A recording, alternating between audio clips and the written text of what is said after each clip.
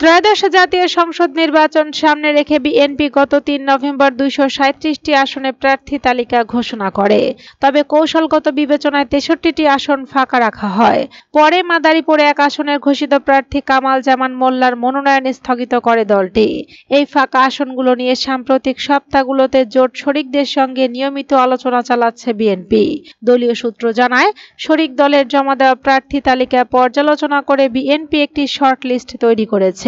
এরপরে স্থানীয় পর্যায়ে প্রার্থীদের জনপ্রিয়তা, সাংগঠনিক অবস্থান, বিজয়ের সম্ভাবনা এবং মাঠ পর্যায়ের গ্রহণযোগ্যতা সবকিছু যাচাই করা হচ্ছে।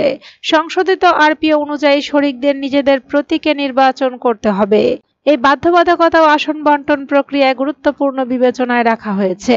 বিএনপি নেতারা জানান, চলতি নভেম্বর মাসের মধ্যে ফাঁকা থাকা ৬৩টি আসনে দলীয় জোটের মনোনয়ন চূড়ান্ত করা হবে।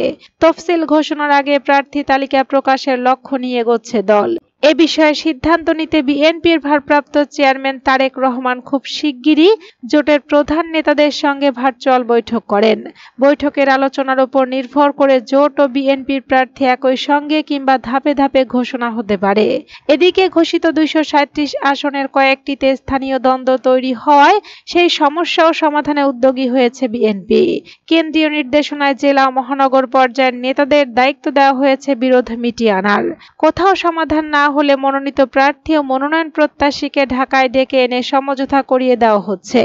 গত শুক্রবার কুমিল্লা ৯ আসনে এ ধরনের সমঝোতা করেন বিএনপির স্থায়ী কমিটির সদস্য সালাউদ্দিন আহমেদ, যেখানে প্রার্থী আবুল কালাম ও মনোনয়ন প্রত্যাশী সামিরা আজিম দোলার বিরোধ মিটে যায়। সালাউদ্দিন আহমেদ বলেন, মিত্রদের জন্য যেসব আসন বিএনপি ছাড়বে সেগুলো নিয়ে আলোচনা এখন চূড়ান্ত পর্যায়ে। জোট শরিকরা যেমন ঘোষণা দেবে, বিএনপিও তেমনই ঘোষণা করবে। আর আরপিও ফের সংশোধিত না হলে নিবন্ধিত শরিকদের তাদের নিজ দলের প্রতীকে নির্বাচন করতে হবে। তিনি আরো বলেন, যেসব আসনে এখনো সমস্যা আছে সেগুলো সমাধানে আমরা কাজ করছি। কিছু আসনে মনোনয়ন প্রক্রিয়া অসম্পূর্ণ রয়েছে, সেগুলো দ্রুত শেষ করা যায়। আশা করছি এ মাসের মধ্যে সব মনোনয়ন ঘোষণা করতে পারবো।